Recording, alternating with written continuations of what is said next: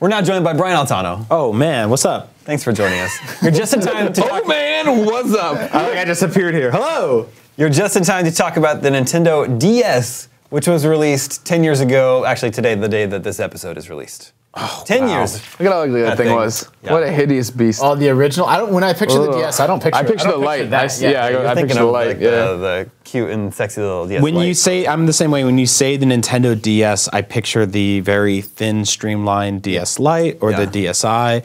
I picture like this whitewashed room and Beyonce's playing Nintendogs on it. Everything's clean and organized. This thing was Monster. not any of those things. monster. It was also almost impossible to play in any sort of sunlight. Very hard to see. Do you remember? Were any of you at the E3 where the original DS was unveiled and playable for the first time? So that would have been E3 2004, the year it was released? Yeah, maybe. Yeah, probably. Well, anyway, so the point is they hadn't quite figured out what to do with that touchscreen yet, and like all their demos were terrible. And obviously the DS was an incredible console, but there was a Sonic the Hedgehog demo where all you did was slide. I do remember that demo. I remember watching videos for that on IGN. It was basically you just spun. You did the thing where you rev up Sonic, but you did it with a touchscreen. The faster you slid the stylus, like the faster Sonic would go, and people are like. And I remember most of the journalists that came back from E3 just talked about how destroyed those screens were by the end of the end of the first 3 days, because tens of thousands of people came in there and they're just stroking Sonic, and then And you had Broken Sonic. you had Super Mario 64 DS that you could either play with the thumb nub, yeah, the thumb strap, the thumb which strap. shipped with every one of those, and then was remember that stupid quietly thing. killed. So it's like obviously it's so funny that the DS is maybe one of my favorite consoles ever. Yeah, for sure. Incredible game library, but it just shows that even Nintendo, man, like they don't exactly know what they're doing when they like launch a new console. Yeah. Well, yeah, I mean, I feel like it always takes them a little while to get around to getting it together when it comes to handhelds. I actually no, I think it almost always does. In fact, their first iteration of each of their handhelds is a borderline painful, broken. There's always something completely wrong about it. You look at the original Game Boy, it launched, it was a gigantic brick with puke green. They made it slim and with the pocket. They made it black and white. Eventually they made it color. The DS, or the Game Boy Advance, was completely dark. You couldn't see anything on it. They made it smaller. They made it clamshell. God, the clamshell was so good. It was so much better. This thing was a clunky mess. It felt. I think we used to call it it was like a layer cake because it was just basically all different sizes. It was heavy. It was very uncomfortable. The stylus was in a weird place. Battery life was bad. And they improved all of that. Even like the online integration. Even the original 3DS. If you look at that compared to the DS was not a hit for like a year. Oh yeah, no. It was Nintendogs and Brain Age. Yeah, saved that wasn't that until system. like that summer of whatever the next. Yeah. The PSP often outsold Actually, the not DS. like the New Super Mario Brothers was one of the ones for core gamers that was really like. That was when I fell in love with my light. Because there was a while there where the MPD charts, it was always on. It was just one of those games that just had legs. It did sell well right at first. Yeah. So it was out November 21st, 2004.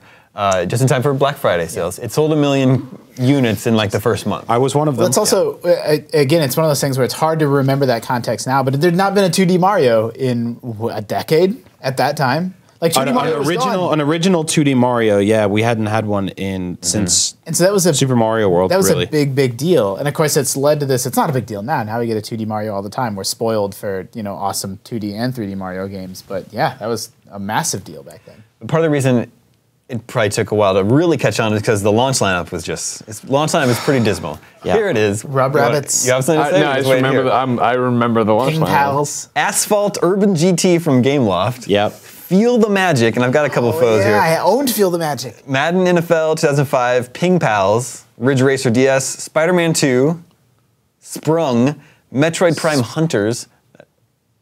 Only vaguely remember that one. The demo. Super Mario, yeah, it came with a demo of that. Super Mario 64 DS, The Herbs, Sims in the City, and Tiger Woods PGA Tour. And some of these games were pretty like. Can I admit something on the racy. show right now? Yes. I think I bought about half, if not 70% of those launch games. Yeah, that weren't like, except for the EA ones and the pure bottom of the barrel junk like Ping Pals, which was basically PictoChat with emoticons, and Sprung, which was a dating sim. Well, yeah, so like Feel the Magic was called Project Rub in the UK, which we've got the box art here.